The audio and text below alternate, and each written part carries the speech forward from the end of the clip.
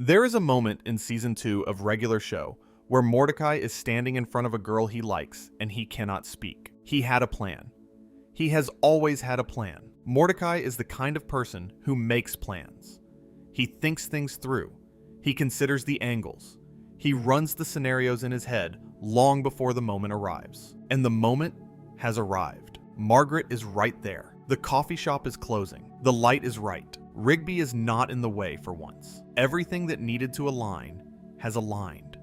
And Mordecai stands there. He says nothing. The moment closes. Margaret goes back to work. Mordecai walks out. It's time. Season 2, Episode 2, aired January 3rd, 2011. The episode title refers to the clocks Mordecai destroys in a fit of jealousy after Rigby, specifically to antagonize him, asks Margaret out before Mordecai can. A time vortex opens. Rigby dies temporarily. A crisis unfolds. The usual escalation formula. But underneath all of it, the episode is about something smaller and quieter and more specific than any of that. It is about a person who had a chance and couldn't take it, who knew what he wanted and stood there anyway. And here's what I want to say to you tonight, before we go any further. That scene, Mordecai standing silent in front of the girl he likes, is not about shyness. It's not about being awkward or nervous or socially unpracticed. Those are the surface readings, and the show offers them to you as cover. The deeper reading is about something Friedrich Nietzsche wrote in the 1880s, in a book about a prophet who comes down from a mountain and finds that nobody wants what he's brought them. Nietzsche warned us about a specific kind of person. A person who understands what they should want, who can describe it clearly when pressed, who even feels it sometimes, in the late night hours when there's nothing between them and the honest version of themselves. A person who, despite all of that, cannot bring themselves to actually choose it. Nietzsche called the failure to choose a form of dying, not a dramatic death, a slow one, the death of becoming. And Mordecai, the blue jay who works at a park he never chose, with a dream he abandoned before we met him, standing silent in coffee shops when the thing he wants is right in front of him. Mordecai is living that death across 8 seasons of a Cartoon Network show, in so much precise and quiet detail that I think J.G. Quintel understood something most people never fully articulate. Tonight, we're going to go through all of it. The indecision, the love triangle, the art school dropout, the cycle that kept repeating. And I'm going to make a case that Mordecai's whole arc, from the power through the finale, is the most quietly devastating illustration of Nietzschean passive nihilism in animation history. Not Peter Griffin, who is too obviously comfortable to be interesting. Mordecai. The one who knows better. The one who never quite does anything about it. Get comfortable if you're settling in for the night. And if you haven't subscribed yet, please do.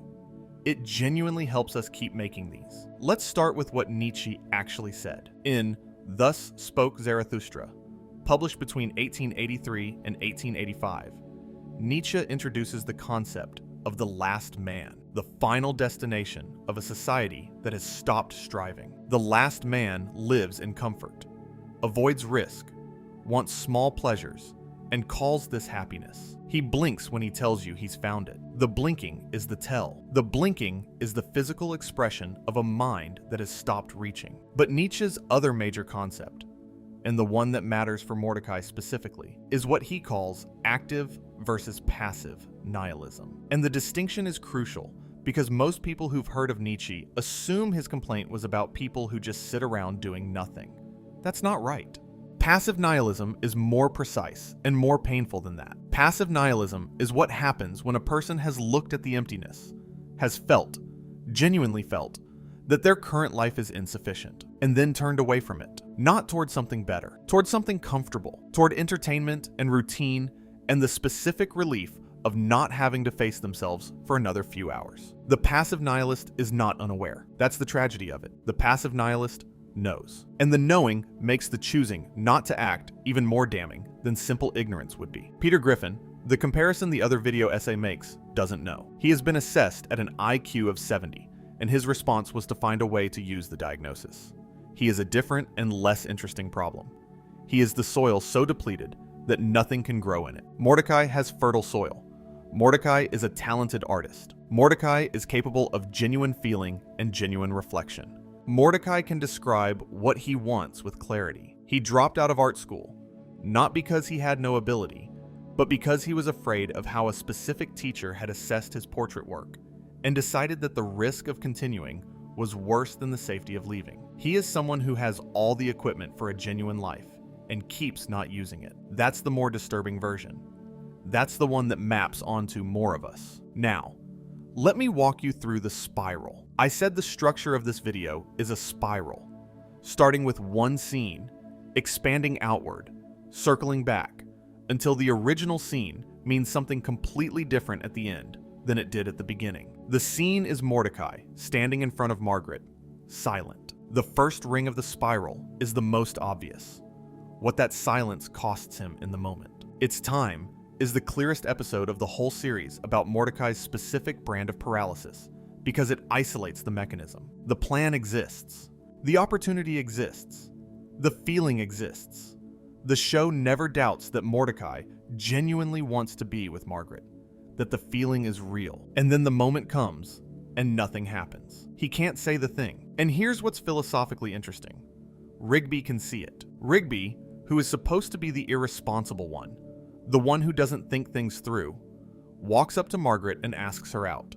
He does the thing immediately, on impulse, without the 12 layers of planning and preparation and scenario running that Mordecai does. Rigby doesn't have the same feelings about Margaret that Mordecai does. He's doing it partly to provoke Mordecai, partly because Mordecai had chosen a chick flick over their zombie movie plans. But the structural point the show is making is precise. Rigby acts. Mordecai plans. The TV tropes page for the episode states that Rigby is completely right that Mordecai had a golden opportunity to ask Margaret out and chose to wuss out of it. That's accurate.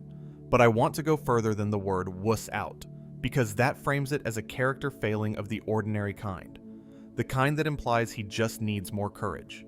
Nietzsche would disagree. The problem isn't courage in the everyday sense. The problem is what Nietzsche calls the will to power. And I know that phrase sounds like a supervillain monologue. So let me be very specific about what he means. The will to power, in Nietzsche's framework, is not about dominance or control over others. It's about self-overcoming. The drive to become more than you currently are. The drive to push through the resistance, internal or external, and arrive somewhere you couldn't reach from where you started. It's the engine of artistic creation, the engine of genuine love, the engine of growth. The absence of the will to power is not laziness.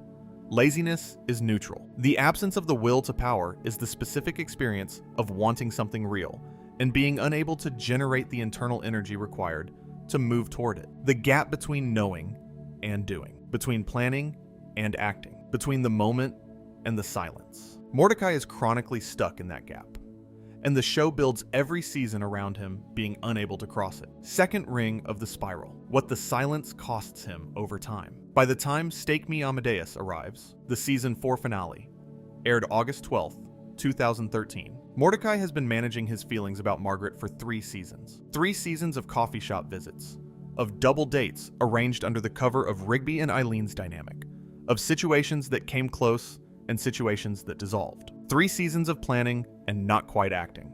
In Stake Me Amadeus, Mordecai finally asks Margaret to be his girlfriend. Actually asks. He brings her to the restaurant. He does the thing. She says yes. And this is where I want to stop for a second, because the show treats this as a victory, a payoff for seasons of buildup. And it is. But it's also the moment where the show reveals something about Mordecai that it won't fully examine for another 3 seasons. He asks her to be his girlfriend during the meal. Not before arriving, not in the build-up, during, which means the planning, the elaborate restaurant, the choosing the moment, the staging was for the mood more than for her. He wasn't ready to say it until he was sitting in the restaurant, which means the restaurant was load-bearing. The circumstances had to be exactly right before he could act. The action required props. And then she says yes, and it's wonderful. And then 6 weeks later, she tells him she got into a journalism program at an out-of-state university and she's going. And Mordecai does not fight for it. He takes it. He accepts the ending. He watches her get into the car and drive away, and he stands at the window of the restaurant, and that's it. This is the moment I want to focus on, because it's the one that gets the least analysis. Everyone talks about Mordecai's inability to act before he gets the girl. Nobody talks about his inability to act once he has her. The show is clear. Margaret leaving for college ended the relationship. But was it inevitable? Did Mordecai do everything he could to make it not inevitable? Did he say, "I love you. I want to make this work. Can we try?" He didn't. He accepted the terms of the situation as given and let the situation close around him. Nietzsche has a specific name for this mode of being. He calls it amor fati, love of fate. But he means it in its active sense, not its passive one. The active version of amor fati is the person who says, "I will love what happens because I chose it, and I stand behind my choice." The passive version, the one Mordecai lives in, is the person who says, "I will accept what happens because changing it would require something I can't quite generate." There's a difference between acceptance and surrender. The show doesn't distinguish between them for Mordecai. It lets both look the same. Third ring of the spiral, the return, and what happens when a loop completes. By season 5, Mordecai is dating CJ. He met her through online dating in Yes Dude Yes, season 3, which itself began as a response to falsely believing Margaret had gotten engaged. Mordecai seeing a ring on her hand and assuming the worst and spiraling into a depression until Rigby intervened. CJ is smart and warm and funny and has her own emotional complexities. She literally becomes a storm cloud when she's upset, which is the show's most transparent metaphor for the costs of emotional avoidance in a partner. And for a while, Mordecai and CJ work. The season 5 and season 6 arc shows two people genuinely trying to build something. The relationship has warmth and specificity. CJ is not a placeholder for Margaret. She's a real person with a real relationship with Mordecai. And then Margaret comes back. Merry Christmas, Mordecai, season 6, episode 10, aired December 4th, 2014. Eileen's Christmas party. Mordecai has been with CJ for a while now. He knows Margaret is going to be there. He spends the entire build-up to the party in what the show accurately depicts as a panic attack. He is not excited to see her. He is not planning anything. He is just afraid. Afraid of what, exactly? Of his own feelings. He doesn't know if they're still there. He doesn't know if seeing her will disturb what he's built with CJ. He doesn't know what he would do if they were. And at the party, he kisses Margaret. Not with intention. Not with a plan. Under the mistletoe, with CJ in the house, in a moment that is the precise inverse of every "it's time" moment in seasons 1 and 2. In those earlier episodes, Mordecai couldn't act when he should have. In Merry Christmas, Mordecai, he acts when he shouldn't.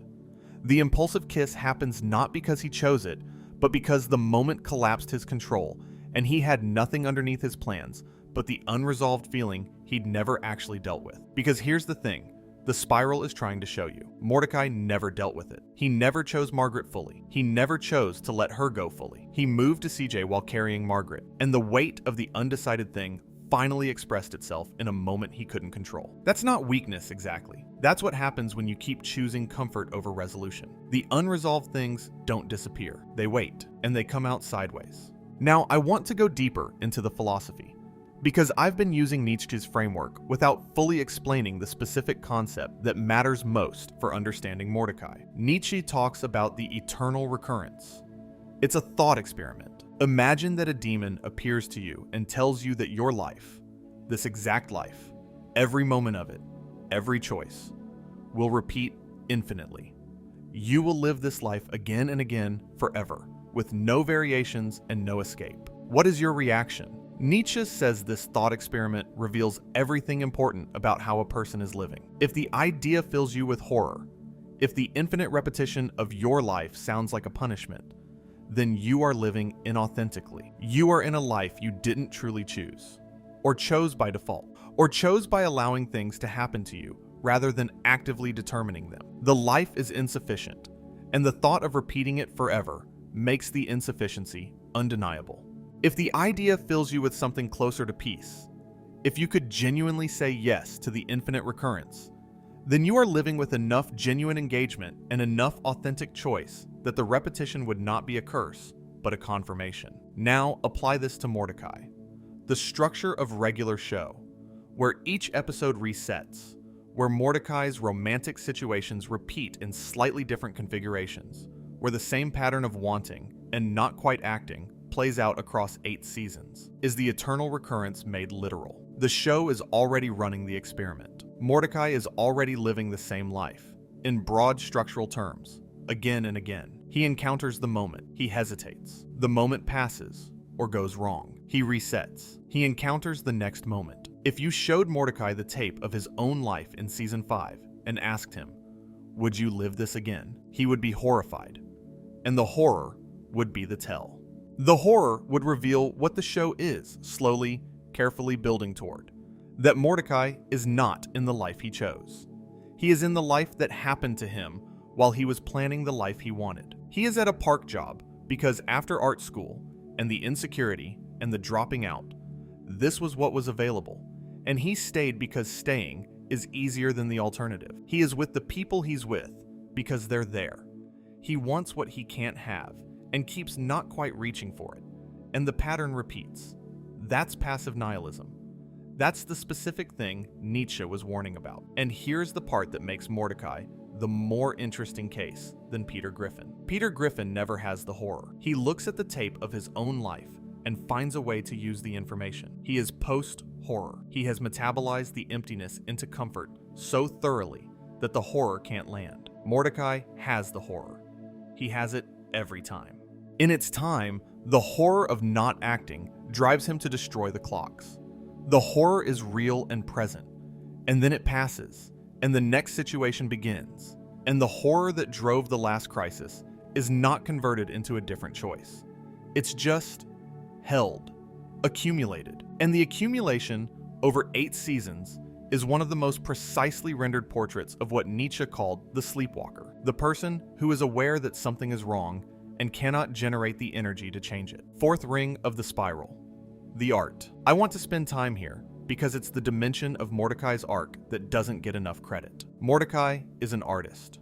This is established early and quietly, and persists through the show as one of his defining characteristics. He's specifically good at abstract art. The show reveals in later seasons that he dropped out of art school because a professor gave a harsh critique of his portrait work, specifically his attempt to paint human faces, and that critique was enough to make him leave. He carried that wound all the way to the park, where he does not paint, does not draw, does not make art, and tries not to think about the fact that he doesn't. This is not a small detail. This is the load-bearing element of Mordecai's passive nihilism, and I want to explain why. Nietzsche believed that the will to power expressed itself most clearly in creative work, not only in art, but art is the clearest case. The person who makes something, who puts a version of their internal world into external form, who takes the risk of showing what they see to people who might respond with indifference or contempt. That person is engaging in the most direct possible act of self-overcoming. They are becoming something through the making. The person who had that impulse and walked away from it, who experienced the specific pain of being assessed and found lacking, and decided that the safety of not making was preferable to the risk of being hurt again, that person has made a very specific Nietzschean choice. They have chosen the comfort of the unexpressed over the danger of expression. Mordecai dropped out of art school. He went to the park. He stopped making. And what does he do at the park? He sets up chairs. He rakes. He fixes things. He manages other people's needs. He is competent at tasks that do not require him to put himself on the line in any way. The park job is the perfect Nietzschean holding pattern. Enough responsibility to feel like you're doing something, not enough challenge to require becoming anything. Now, here is the layer the show adds that makes it genuinely interesting from a philosophical standpoint. The finale epilogue reveals that after the events of Season 8, after the park's space arc, after Pops' death, after the cosmic conclusion, Mordecai eventually leaves the park and becomes a successful artist. He moves to New York. He opens exhibitions. He meets Steph, a fellow artist, at a gallery where they're both signing autographs. They fall in love. They build a life. They have 3 children. This is the show's answer to the eternal recurrence question. This is the moment Mordecai stops repeating and starts building. And the show's writers, in an AMA, explained their decision to not have him end up with either Margaret or CJ. We felt like the Margaret/CJ story was complete, and they were both on their own path already. We also felt like Mordecai had moved on in his life. He finally left the park to pursue art. He was too wishy-washy with them. That's the word they used. Wishy-washy, which is a gentle word for what this essay has been calling passive nihilism. But the writers understood something about their own character that this essay is trying to name more precisely. Mordecai's romantic failures were not independent events. They were symptoms of the same underlying condition, the condition of a person who wants things and cannot quite choose them. And the art was always the thing he needed to choose first. Before he could choose a person fully, he needed to choose himself. The art was self-expression, self-commitment, self-overcoming in the Nietzschean sense. The park was the holding pattern. The romantic relationships at the park were relationships conducted by someone in a holding pattern, which means they were also held in place, circling, not arriving. Fifth ring of the spiral, what the love triangle reveals. Merry Christmas, Mordecai, the kiss. Then sad sacks. Then not great double date. Then dumped at the altar. The love triangle arc in season 6 is the most dramatically explicit version of something the show has been demonstrating quietly for 6 years. Mordecai, faced with two real options, stay fully committed to CJ, or acknowledge that his feelings for Margaret are unresolved and deal with them honestly, does neither. He does both. He is with CJ and he kisses Margaret, and he does not address what he's done directly until the situation forces him to in the worst possible way. Dumped at the Altar, Season 6, Episode 28, aired June 25th, 2015. Muscle Man and Starla's wedding. Mordecai is at the reception with CJ, and Margaret is there, and the accumulated weight of the unresolved thing becomes too heavy, and he interrupts Muscle Man's wedding, his friend's wedding, to give a speech about how he doesn't know who his soulmate is. The speech is about Mordecai, not about Muscle Man, not about love in general. Mordecai has converted his friend's wedding into a processing space for his own indecision and called it honesty. CJ cuts him off. She knows what he was going to say. She leaves.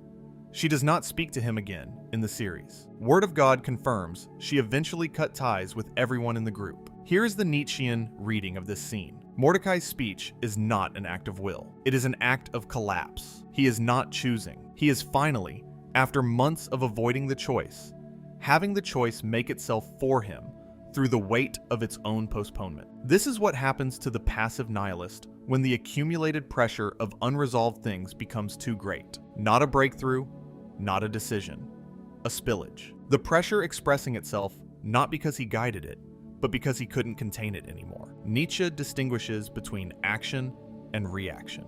The person with genuine will chooses their actions in advance, with intention, as expressions of who they are and what they value. The person in passive nihilism reacts to situations, to pressures, to accumulated tensions, and calls the reaction a decision. Mordecai's speech at the wedding is a reaction. It looks dramatic from the outside. It is internally passive. The thing happened because the other thing couldn't not happen anymore. And CJ, who is not at fault for any of this, pays the price. This is the cost of passive nihilism that the show documents most clearly. It doesn't stay contained. The person who cannot choose distributes the cost of their not choosing to the people nearest them. CJ lost a relationship not because she was wrong for Mordecai, but because Mordecai couldn't be fully in the relationship she thought she was in. She thought she was in a relationship with someone who had moved on from Margaret. She was in a relationship with someone who had moved to CJ while carrying Margaret, and the carrying was never honest. And the dishonesty was never an active lie. It was a passive failure to resolve something that needed resolving. That's the particular cruelty of passive nihilism. It looks like comfort to the person inside it. It looks like hurt to the people around them. Sixth ring of the spiral, Mordecai and Rigby. The contrast. This is the part of the video I've been building toward, because without it, Mordecai's arc is just sad. With it, it becomes meaningful. Rigby, across 8 seasons, goes from the person who could not finish high school to the person who aces geology, gives the graduation speech, and marries Eileen. The trajectory is clear and earned and genuinely moving. But what the show doesn't spell out, and what becomes unmistakable when you look at both arcs simultaneously, is that Rigby's growth is a direct response to the same condition that Mordecai is stuck in. Rigby's problem was fear of measurement, fear of trying and failing. The diploma represented proof of adequacy, and not having it meant he never had to face whether he was adequate. He could always say, well, I didn't try. Mordecai's problem is different, and in some ways more refined. He's afraid of choosing, not of failing. He can handle failure in the abstract. He's afraid of the specificity of commitment, of saying, this is who I am, this is what I make, this is the person I choose, and closing the doors on the alternative versions. Rigby closes doors. He closes the door on being the lesser brother. He closes the door on the relationship with Mordecai that required him to be less capable. He chooses Eileen and closes the door on using romantic avoidance as an excuse to remain small. Mordecai, in the same season, keeps all the doors open. He is with CJ and he keeps the Margaret door open. He is at the park and he keeps the art door barely cracked, but never walks through it.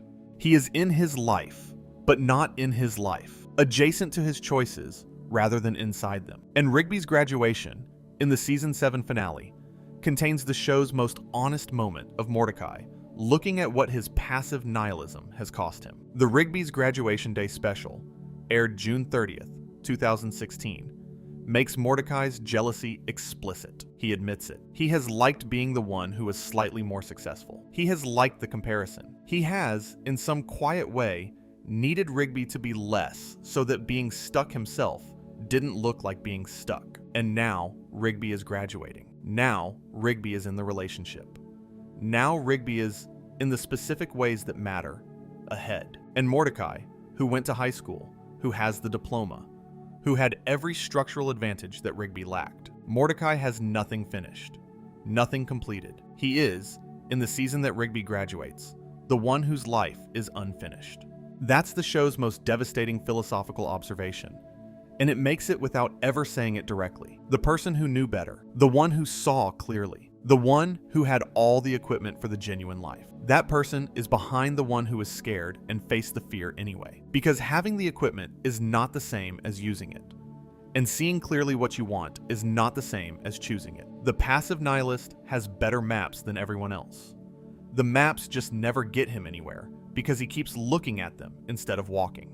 Now, the deepest ring of the spiral, what Mordecai represents for all of us. Mordecai's arc has the audience it has resonated in the way it has, specifically with people in their 20s and 30s rewatching the show. Because it is not a story about a blue jay. It is a story about the specific form of being stuck that doesn't look like being stuck from the outside. Mordecai goes to work. Mordecai has friends. Mordecai has feelings for people, and those feelings are real. Mordecai has opinions and plans, and a sense of humor, and a functional life in every observable sense. There is no external marker that something is wrong. Nobody looking at Mordecai's life in season 4 or season 5 would say, that person needs help. That person is suffering. That person is passive nihilism in animated form. They'd say, he's doing okay. He's got a job. He's got friends. He's working through his romantic situation. And underneath all of it, unaddressed, unacted upon, slowly accumulating, the art he didn't make, the choice he didn't make, the version of himself he set down when a professor critiqued his portraits and he decided the safety of the park was better than the risk of the canvas. Nietzsche's eternal recurrence test applied to Mordecai in season 5. Would you live this again? He would be horrified, and he would not change it. And the horror and the not changing it would coexist, as they do for so many people, as the defining texture of a life lived in the gap between knowing and choosing. The show, to its credit, doesn't leave him there. But the way it gets him out is important to name precisely, because it's not the way romantic comedies usually resolve these arcs. He doesn't decide to choose. He doesn't have a breakthrough moment where the will to power suddenly arrives and he crosses the gap. He doesn't choose CJ fully, or Margaret fully, or himself fully, through any single decisive act. What happens is slower and more realistic than that. He goes to space, involuntarily. The park launches and takes everyone with it. And in season 8, removed from the coffee shop, removed from the park, removed from the architecture of his holding pattern, Mordecai starts making art again. Abstract art. Paintings of Margaret, of CJ, of Rigby. Not because he's decided to be an artist, because there's nothing else to do. because the holding pattern has been physically removed from under him. And art, once started again, does what art does for the person who has been avoiding it. It becomes load-bearing. It becomes the thing that makes the other decisions possible. Once Mordecai is making again, the question of who he should be becomes answerable in a way it wasn't before. Because making things is how you find out who you are. The epilogue. He moves to New York. He pursues art. He meets Steph at a gallery where they're both signing autographs. Both artists, both present, both inside their lives rather than adjacent to them. He doesn't meet Steph because he finally figured out the right plan, or because he resolved the Margaret/CJ question on his own terms. He meets her because he made a choice. A small, specific, unambiguous choice about the art. And the art led him somewhere the planning never could. Matt Price, the show's head writer, explained in a Reddit AMA. We also felt like Mordecai had moved on in his life. He finally left the park to pursue art, and we thought it'd be cool if he met someone while doing that. And then, he was too wishy-washy with them. He was too wishy-washy. The writers understood what this essay has been trying to say. Mordecai was living in the gap between knowing and choosing. And the gap was spacious enough to conduct multiple relationships in, to maintain a park job in, to have a functional life in. But it was not a life he had chosen. It was a life that had accumulated. The ending the show gives him is not a fairy tale. It's a correction. A slow, involuntary, space-mediated correction in which the holding pattern is finally disrupted. And the thing he should have done years ago, make the art, commit to the art, let the art be the ground under everything else, turns out to have been waiting for him the whole time. Which brings us back. Back to the beginning of the spiral. Back to the coffee shop. Back to Mordecai, standing in front of Margaret and not saying the thing. The silence, which I told you at the beginning was not about shyness or nerves. What was it about? It was about this. Mordecai already knew, in that moment, that choosing Margaret would mean closing other doors. It would mean committing to a version of himself that the world could hold him to. It would mean being someone who tries, which means being someone who can be measured, which is exactly what happened in art school, and exactly what he has been avoiding ever since. The silence was the passive nihilist's response to the moment of choice. Not fear of rejection, fear of commitment, fear of the specific self that choosing would require him to become, fear of the measurement that commitment brings. Nietzsche wrote that the most despicable man is he who can no longer despise himself. But there's a person in between that and genuine self-overcoming. The person who can despise himself, who feels the gap, who knows what he should be doing, and still cannot quite act. That's not despicable. That's recognizable. That's most people, at some point, in some version. What makes Mordecai's arc remarkable is that the show gives you both the full account of what passive nihilism costs. 6 seasons of accumulating non-choices. 1 damaged relationship. 1 ended one. 1 interrupted wedding. 1 person who left and never came back. And the slow, unglamorous, space accident assisted path out of it. He makes the art. He leaves the park. He meets Steph. He builds the life he was always supposed to build. And the show doesn't make the building look triumphant. It makes it look like what it is. A montage. Small images. Mordecai at a gallery. Mordecai and Steph bumping into each other signing autographs. A wedding. Children. A reunion. Time passing. The show does not put a speech under this. It does not have Mordecai address the camera and say, "I understand now what I was doing wrong." There is no moment of explicit recognition. There is only the doing, the making, the choosing, the arriving at a life that was built rather than accumulated. And in the reunion, 25 years later, Mordecai and Rigby sit at the old video games and do the and laugh about something we can't hear. And the friendship is still there, intact, warmer, no longer serving the function it served in the bad years when both of them were stuck and neither of them admitted it. This is the full circle the script promised you at the beginning. We are back at the scene. We are back at the coffee shop, which is also every moment in every season where Mordecai could have chosen differently. The scene from the outside looks the same. A person at a moment of potential, the silence. But the silence now means something different. Now, we know what the silence was the beginning of, not the end of the story. the beginning of it. The passive nihilism that started in that coffee shop silence, that ran through 8 seasons of not quite choosing, that eventually became so compressed and so unavoidable that even a park launching into space couldn't let it continue. All of that silence was the long way around to the art, to the gallery, to Steph, to the reunion. He took the long way. A lot of us are taking the long way. Nietzsche's eternal recurrence test, applied to Mordecai in the finale epilogue. Would you live this again? I think he'd say yes, not because the years of not choosing were good, but because they were his. Because he can trace the line from the silence in the coffee shop to the signature at the gallery, and the line, however winding, is a line he can recognize as his own. That's amor fati, not the passive version, not the acceptance of whatever happens, the earned version. The love of a fate that was messy and insufficient and long and finally chosen. He was a blue jay who worked at a park he didn't choose, in a life that was accumulating around him, with art he had stopped making and feelings he couldn't quite act on. And then, slowly, reluctantly, with the assistance of orbital mechanics and a space-related catastrophe, he became someone who made things and meant what he said. Nietzsche would have found this satisfying, not as a triumph, as a becoming, which was always what he was asking for. The park is empty now. The coffee shop has a different barista. Mordecai is in a gallery in New York. And somewhere in the back of his mind, very quietly, he can hear Rigby saying, "Dude, you were so obvious." He was. He always was. He just needed to catch up to what everyone could already see. Thank you for being here tonight. This one went somewhere I didn't entirely expect, which is always the sign of a good one. Subscribe if you haven't yet. It genuinely means everything to us. And if you can't sleep, well, Mordecai eventually figured it out. You probably will too. Good night. But I'm not done yet.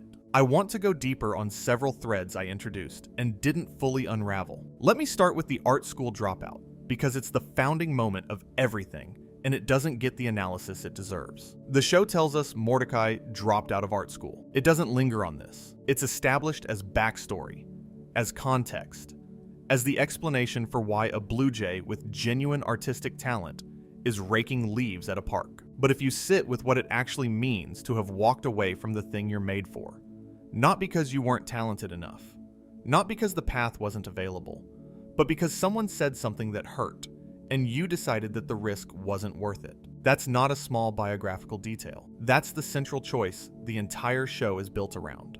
Here's what we know. Mordecai was at art school. He had a specific teacher give a critique of his portrait work. The critique was harsh. The critique specifically concerned his ability to paint human faces, which is as intimate and exposed a subject as art has. The human face is the thing we read most carefully, the thing we've spent our entire evolutionary history assessing for honesty and deception and feeling. To be told you can't capture the human face accurately is to be told something about your ability to perceive and render inner life. It's not just technical feedback. It hit something, and Mordecai left. He didn't fight it. He didn't decide to work harder on portraits specifically, to address the weakness, to prove the professor wrong. He decided that the risk of continuing to show his work to people who might say the same thing again was worse than the safety of stopping, and he stopped. This is the Nietzschean wound that everything else in the show is a consequence of. Not the romantic failures, those are symptoms.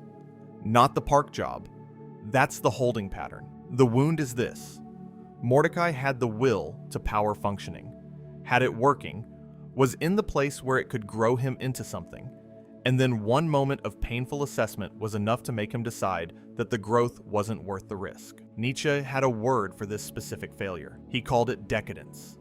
And again, not in the popular sense of indulgence, but in the specific philosophical sense. The turning away from life, from growth, from the difficult thing, toward whatever arrangement protects you from further hurt.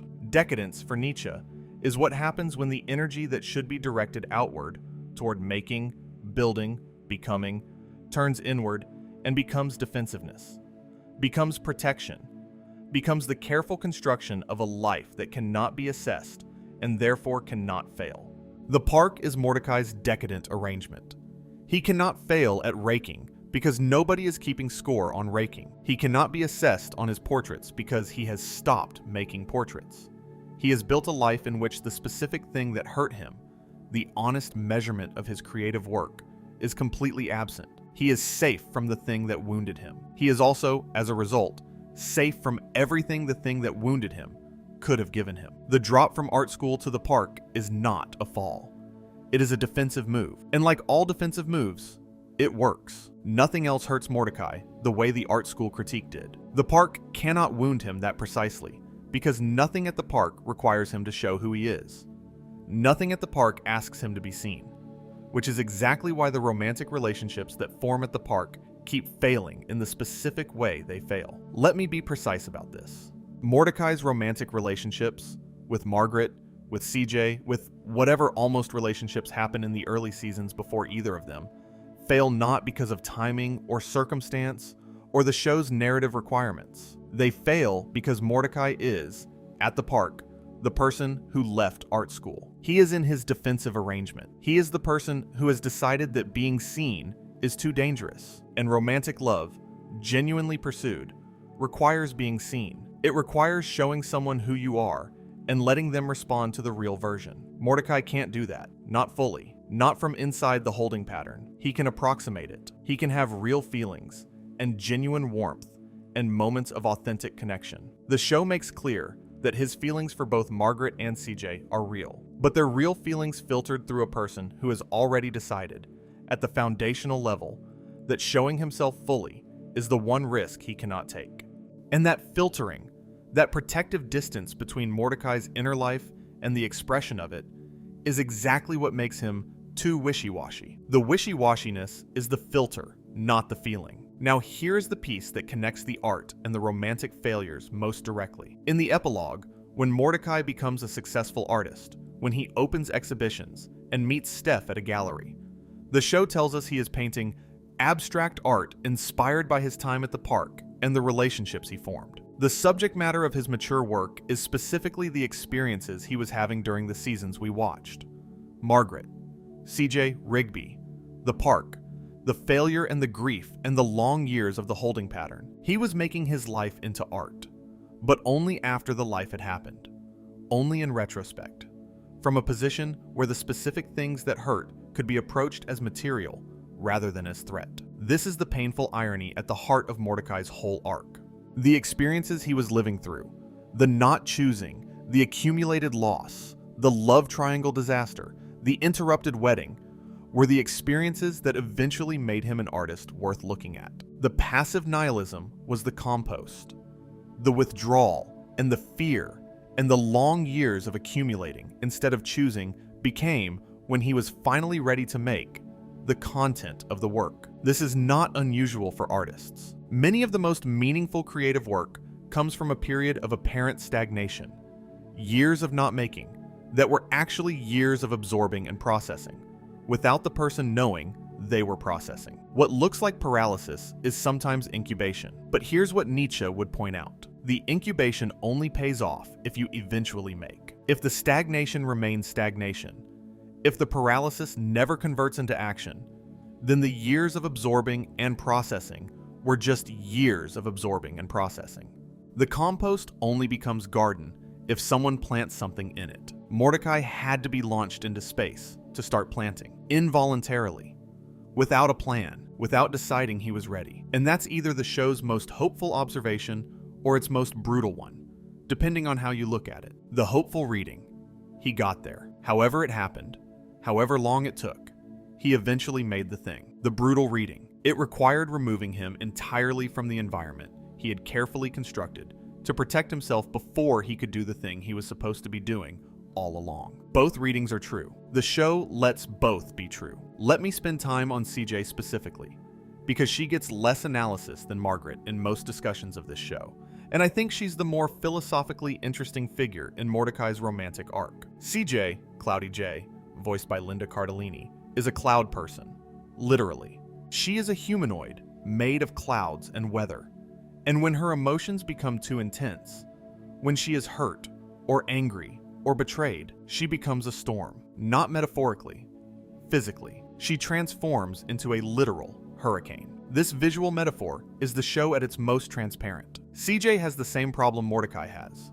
She cannot regulate the expression of her inner life. When the internal thing becomes too intense, it doesn't come out in words or choices or direct communication. It comes out as weather, as force, as something that damages the environment without the person intending it to. They are, in this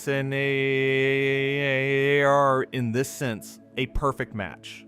Two people who share the same fundamental difficulty. Both of them have inner lives that are too big for their ability to express them cleanly.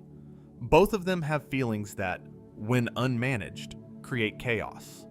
Both of them are, in Nietzsche's framework, people with the will to power present, but no developed channel for it. The difference is that CJ's feelings come out, explosively, destructively, but they come out. Mordecai's don't. They accumulate. They wait. They express themselves sideways, in borrowed moments he didn't plan, like the Christmas kiss. So the relationship between Mordecai and CJ is not just romantic. It's a study in two different forms of the same underlying condition. CJ storms. Mordecai holds. And a relationship between a person who storms and a person who holds is going to have a specific and predictable failure mode. The person who holds will keep holding until they can't anymore, and then the held thing will come out at the worst possible time, and the storm person will experience it as exactly the betrayal it is. Dumped at the altar is that failure mode made explicit. Mordecai held his unresolved Margaret feelings through the Christmas party, and through the aftermath, and through months of trying to manage the triangle. And then at his friend's wedding, in front of everyone, the held thing came out as a speech about not knowing who his soulmate is. And CJ experienced it as exactly what it was. Proof that she had been in a relationship with someone who had never fully arrived. This is the cost of passive nihilism in a relationship. You cannot be fully present for someone if you haven't chosen to be fully present. The not choosing doesn't look like absence from the outside. Mordecai was there, was caring, was genuinely invested. But being invested while holding is not the same as being fully arrived. CJ deserves someone who is fully arrived. Mordecai wasn't, couldn't be, not from inside the holding pattern. The show treats CJ's departure as a consequence of the love triangle, as something that happened because of the specific events of the Margaret Return arc. But the love triangle is itself a consequence of something older and deeper. The love triangle happened because Mordecai never dealt with Margaret cleanly. He never dealt with her cleanly because he never chose anything fully. He never chose anything fully because he is, at the foundational level, the person who walked out of art school when someone assessed his portraits. It all goes back to the canvas.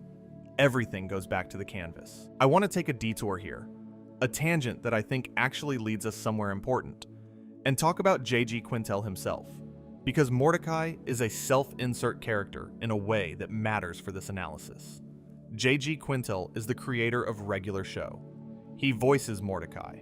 He based the show and its characters on his own experiences in college and early adulthood, a fact that's well documented, including in interviews where he's described the show as emerging from his student films at CalArts, specifically 2 in the AM/PM and The Naive Man from Lollyland, which featured proto-versions of the characters. The specific emotional texture of Mordecai's arc, the romantic paralysis, the art-related insecurity, the being more capable than your current situation suggests, has the feeling of someone working something out. Not confessionally, not explicitly, but the way artists always work things out. By externalizing the internal struggle into a character who can live through it on screen and maybe arrive somewhere the creator is trying to arrive to. I'm not suggesting that Quintel's romantic life resembles Mordecai's. I don't know that, and it's not my business.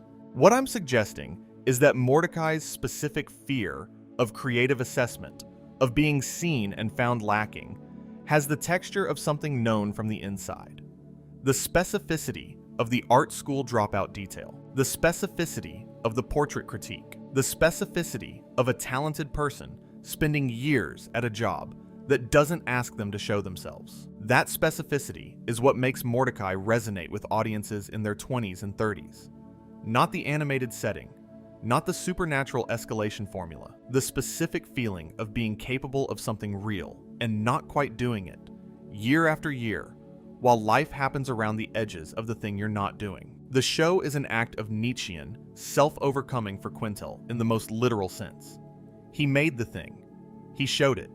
It was assessed 7 Annie nominations, 6 Emmy nominations, 1 Emmy win for Excellent, 3 BAFTA nominations, and it was found to have genuine worth.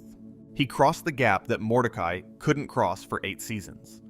And then Mordecai crosses it too, in the finale, in the way that makes most narrative sense. After enough time has passed, after enough has been accumulated, after the holding pattern has been disrupted by external force, he makes the thing. He goes to New York. He opens the exhibition. The show's creator and the show's protagonist arrive at the same place through different paths, and both paths involve the same choice. Make the thing. Be seen. Find out what the assessment says. Mordecai finds out. It was worth showing. Quintel found out.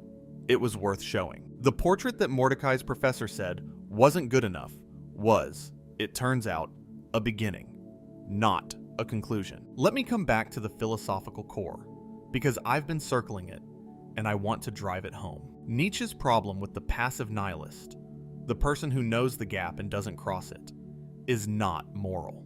Nietzsche is not saying this person is bad or wrong or sinful. He's saying something sadder.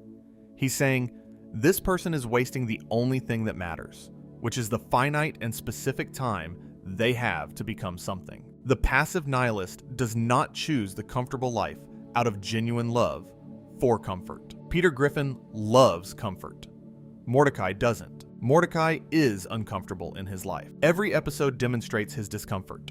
With the park job, with the romantic situation, with the not making. He is restless in the way that the person with real will is always restless when the will has nowhere to go. But restlessness is not will. Restlessness without direction is just a different form of stillness. You can be deeply uncomfortable in a holding pattern and still be in a holding pattern. The discomfort doesn't move you unless you let it.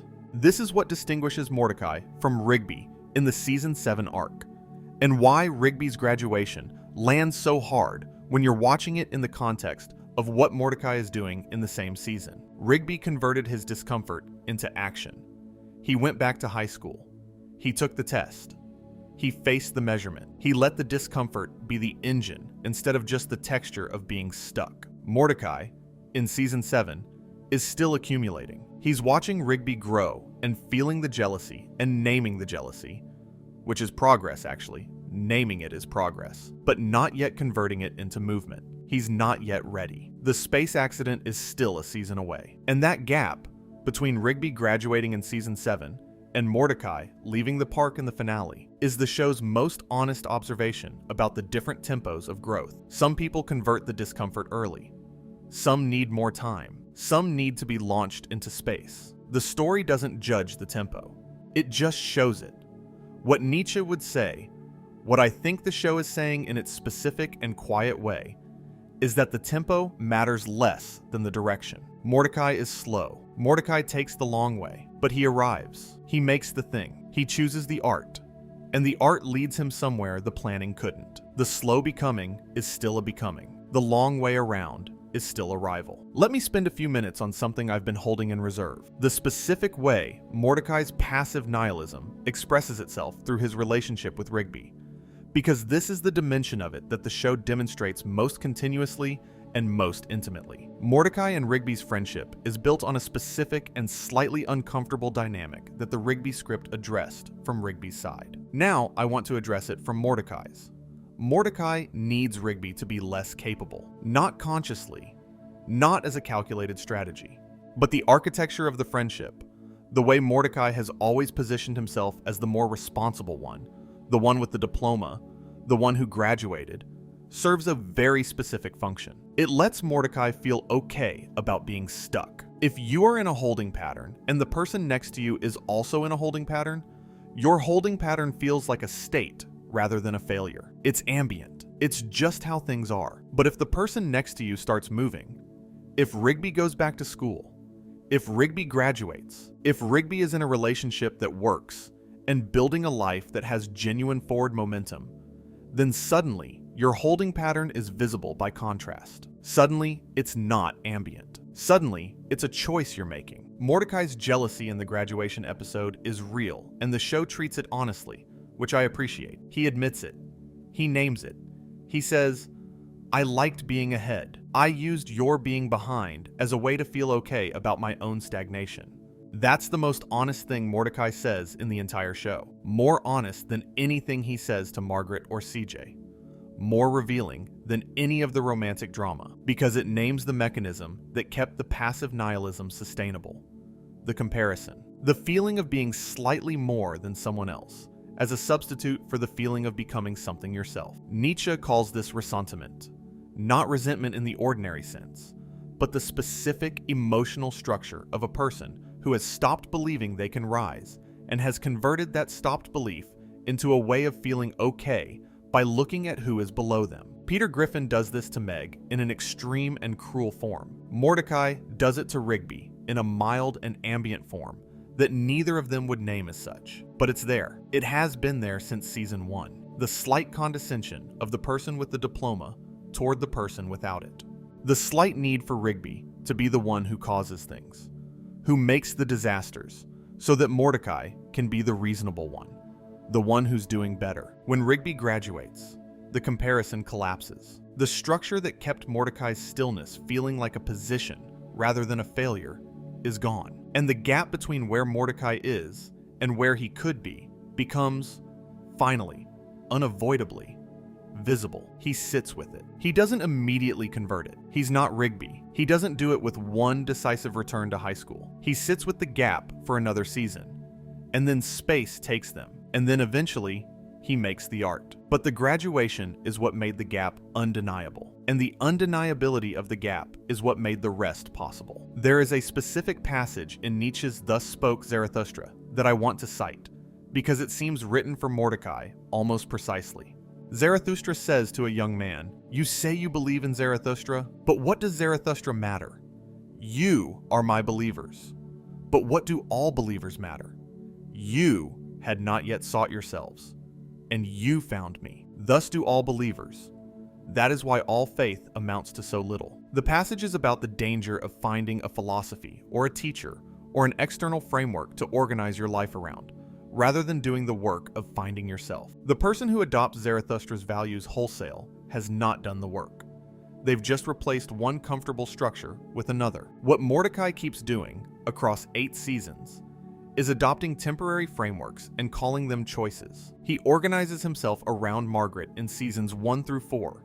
He organizes himself around CJ in seasons 5 and 6. He organizes himself around the park, around the friendship with Rigby, around the routine of the drunken clam and the coffee shop, and the rhythms of the groundskeeper's day. Each of these is a structure he moves into, rather than a direction he chooses. The art is different. The art requires him to produce the framework from inside himself, rather than borrowing it from outside, making abstract paintings of his experiences, using his own perception as the raw material, his own inner life as the substance, is the act of finding himself that Zarathustra is describing. Not Zarathustra's values, Mordecai's values, Mordecai's perceptions, Mordecai's specific way of seeing the relationships and the park and the sky from that specific park on that specific street. When he makes that art and someone responds to it. When Steph is in the gallery also making and also showing, and they bump into each other signing autographs. What brings them together is not a plan. It's the presence of 2 people who have both done the Nietzschean thing, found themselves through making, and arrived somewhere that only their own specific making could have brought them. That's amor fati.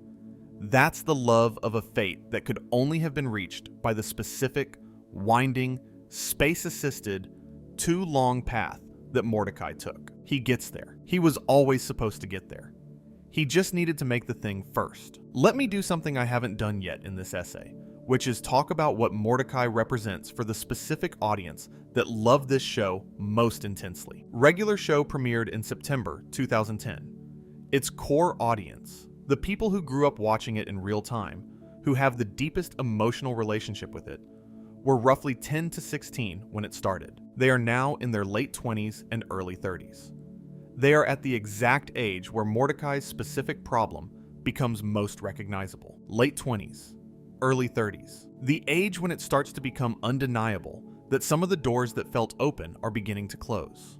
The age when the holding pattern, the job you didn't mean to stay in, the creative ambition you put down, because someone said the wrong thing. The relationship you couldn't quite commit to starts to look less like a temporary situation and more like a permanent feature. This is the age at which the passive nihilism Nietzsche warned about becomes most seductive, because the discomfort is real, but the cost of addressing it is also real. Art school is behind you.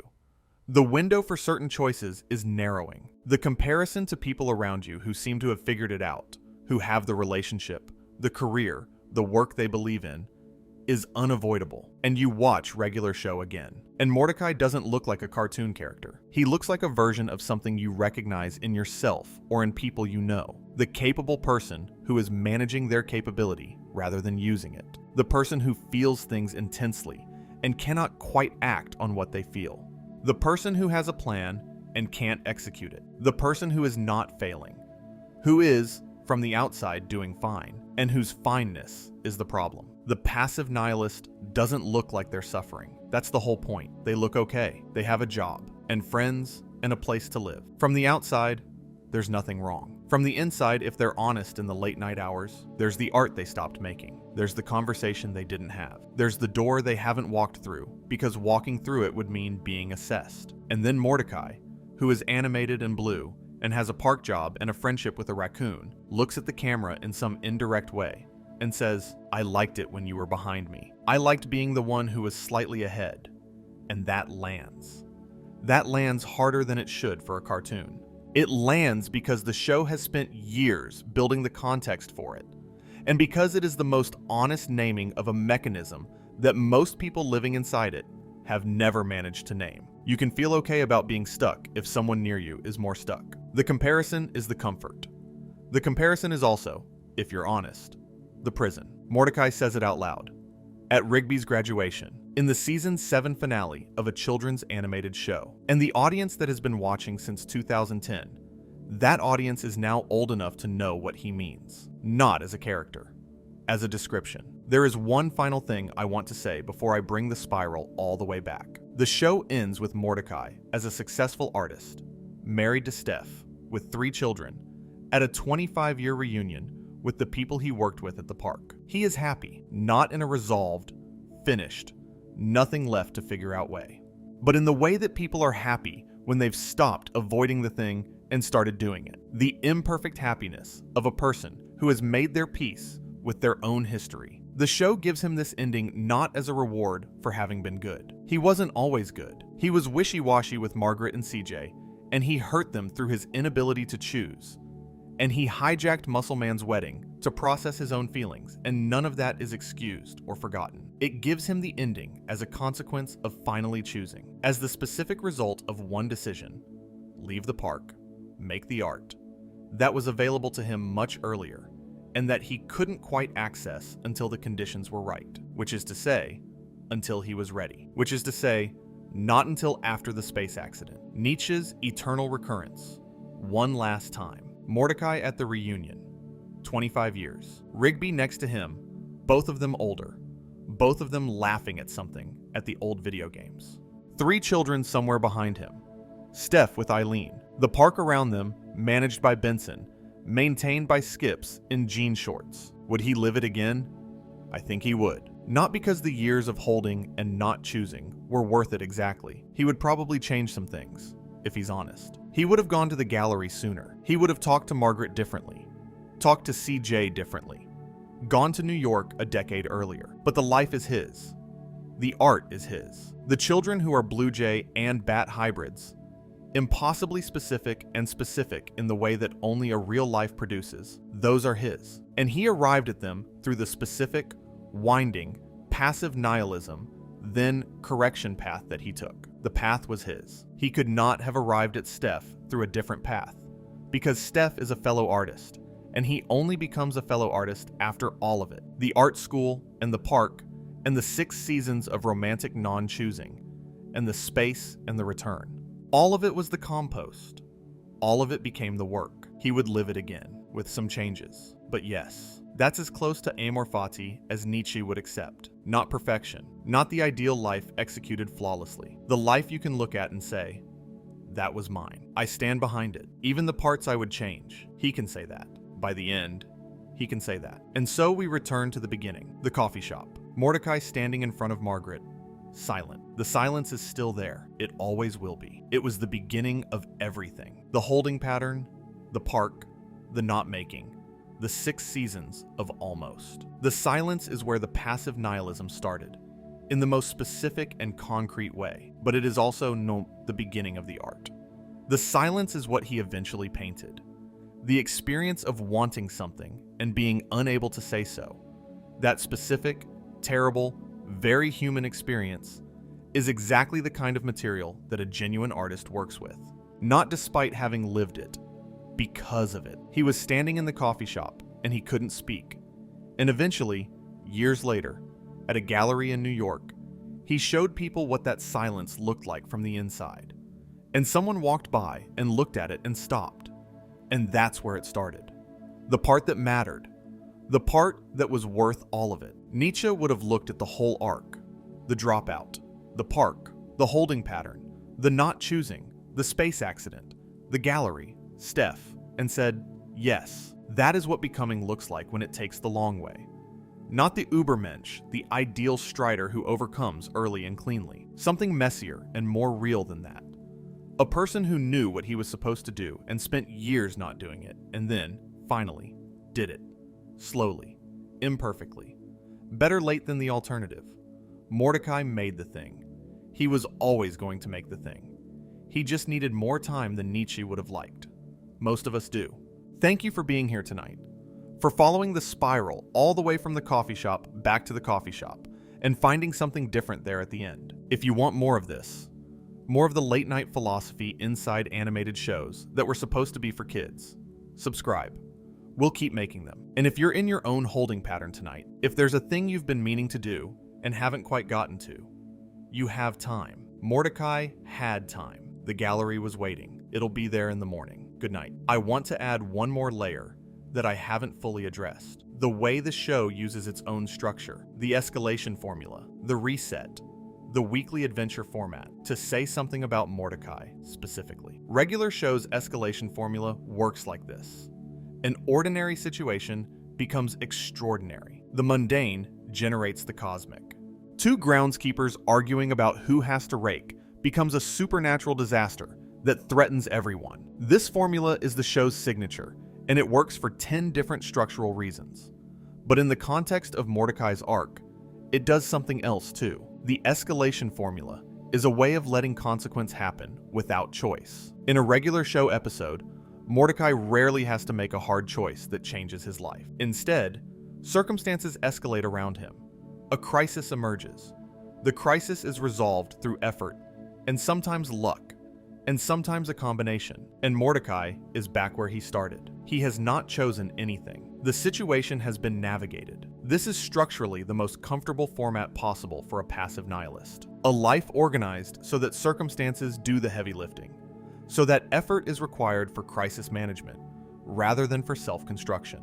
Peter Griffin's life works the same way, which is why the comparison is tempting, but ultimately less interesting. Both of them are caught in formats designed to prevent lasting change. The difference is that Peter's format suits him. He doesn't want to change. The format accommodates his preference. Mordecai's format works against him. He wants to change, or something in him does. And the escalation formula keeps creating circumstances that look like momentum, but don't produce any. Think about It's Time again. The episode escalates in the typical format. Jealousy, clock destruction, time vortex, Rigby's death, reset. At the end of the episode, Mordecai has been through an experience that should, in any realistic accounting, have produced some durable change. His best friend died, temporarily, but he died. Mordecai experienced the specific horror of his own jealousy, producing a catastrophic outcome. He went through the vortex. He had to reset time. And at the end, he admits to Rigby that he might be a little jealous. The admission is real. The acknowledgement is genuine. And then the episode ends, and the next episode begins. And the situation with Margaret is exactly where it was before It's Time happened. The escalation resolved the external crisis. The internal crisis, the inability to say the thing, the jealousy, the wanting without acting, is exactly where it was. This is the show's most precise structural argument about Mordecai. The external can escalate and resolve. The internal will not change unless he changes it. Supernatural time vortexes and clock-driven crises cannot do what a simple choice could do. And the choice is the one thing the escalation formula cannot produce for him, because the escalation formula doesn't require choice. It just requires participation. Mordecai participates in every crisis. He always shows up for the escalation. He manages the consequences. He is, in that sense, a reliable and competent park employee and friend. But participation is not choosing. Competence at crisis management is not the same as the will to become something. Nietzsche would have something specific to say about the escalation formula as a life structure. He would say it's an excellent way to feel like you're doing something without actually doing the thing that matters. The crises are real. The effort to resolve them is real. The exhaustion afterward is real. And none of it, not one supernatural disaster managed, moves you toward the thing you actually need to do. Mordecai is excellent at managing crises he didn't choose. He is terrible at navigating the crisis of his own life, which is not a crisis in the dramatic sense, but in the Nietzschean sense, the ongoing emergency of being someone who knows what they should be doing and cannot quite generate the will to do it. The show acknowledges this, I think. Not explicitly, but the structure of the show around Mordecai is different from the structure around Rigby in the final seasons. Rigby's growth arc, the diploma, the classes, the graduation, is not driven by escalation. It doesn't have supernatural disasters.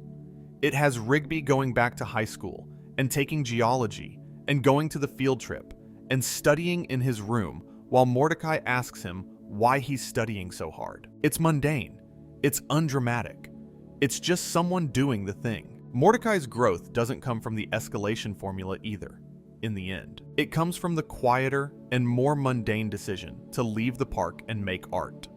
No vortex, no crisis, just the choice, the one that was always available, and that the escalation formula kept giving him reasons to delay. There is something about the geography of the park that matters here. I want to talk about the park as a concept. The park is a very specific kind of place. It is enclosed.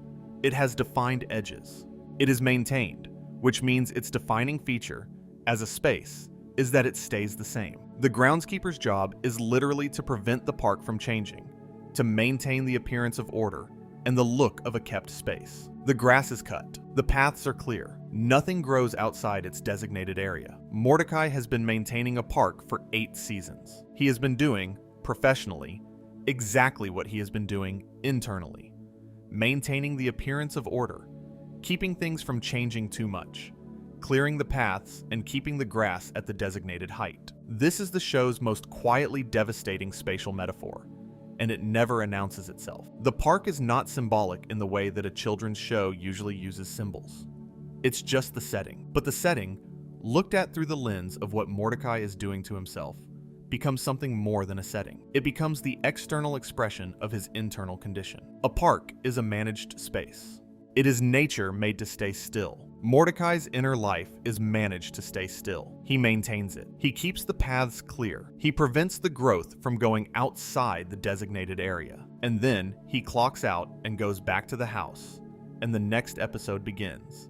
And the park is exactly as it was. The park doesn't change because someone is keeping it from changing. Mordecai doesn't change because someone, Mordecai, is keeping himself from changing. Both maintenance operations are continuous and invisible, and feel, from inside them, like just doing the job. The moment the park leaves, when it launches into space in the Season 7 finale, Mordecai is removed from the maintenance project. He can't keep the grass the same designated height when he's orbiting Earth. He can't maintain the holding pattern when the environment that made the holding pattern possible is gone. Space doesn't allow maintenance in the same way. Space is not a managed park. Space is vast and uncontrolled and full of new situations that require actual responses rather than managed routines. And in space, Mordecai starts painting. The park leaving is the holding pattern leaving, which is why the creative breakthrough happens in Season 8 rather than earlier. Not because Mordecai is finally ready. He's been almost ready for years. Because the structure that made staying stuck easy has been physically removed. That's both hopeful and bleak, depending on how you look at it. Hopeful, the breakthrough happens. Bleak, it required removing the person from every comfortable structure before the breakthrough could occur. Most people don't get launched into space. Most people have to do the harder thing, which is choose to leave the park while the park is still there, while the comfort of the maintenance project is still available, while all the reasons to stay are still valid. Mordecai got the space accident. The rest of us have to provide our own disruption. One last ring of the spiral. The question I want to leave you with. The show gives Mordecai an epilogue. It resolves his arc. He becomes the artist. He meets Steph. He builds the life. The passive nihilism ends. The holding pattern is disrupted. The art gets made. But here's the question the show doesn't answer, because it can't. It's a question about the real world, not the animated one. How long would Mordecai have stayed at the park if it hadn't launched into space? This is not a rhetorical question. The show gives us no indication that Mordecai was about to leave before the launch. Season 7 ends with him jealous of Rigby's graduation, admitting the jealousy, but not yet deciding anything. The graduation doesn't produce a decision in him. The jealousy doesn't convert to movement. He watches Rigby move, and he feels the feeling, and he doesn't do anything about it. And then the park goes to space. So how long? Another year? 5 years? 10? Would he have stayed at the park indefinitely if the disruption hadn't happened externally? The show doesn't say. The show can't say. But the question matters because it's the question that the philosophy is asking of the audience, not just of Mordecai. For those of us without space accidents available, for those of us who have to provide our own disruption, how long is too long? When does the holding pattern stop being a temporary state and start being a permanent choice you haven't made? Nietzsche's answer is unsentimental. He would say, the holding pattern is already a choice. Staying in it is not the absence of a decision. It is a decision made passively, repeatedly. Every day, you wake up in the holding pattern and don't leave it. The passive nihilist is not someone who hasn't chosen. They are someone who chooses, every day, to stay where they are, while telling themselves they haven't chosen yet. That's the part that can be hard to hear. The not choosing is the choosing. The managed park is the garden you're growing. If you don't like the garden you're growing, the moment to do something about it is not after the space accident. The moment is now, before the external disruption, before the launch. Mordecai got lucky. He got the space accident that removed the comfortable structure before he was ready to remove it himself. His becoming was involuntary in its catalyst, even if it was genuine in its execution. Not everyone gets that luck. For those who don't, the question is the same question it was in the coffee shop. You know what you want. You can describe it with clarity in the late night hours. The moment is here. What are you waiting for? That's what the silence in the coffee shop was asking. That's what it was always asking. Mordecai eventually answered. In space, with paintings, after way too many years of parking his will at the park. You know what you're supposed to be doing. The gallery is still open.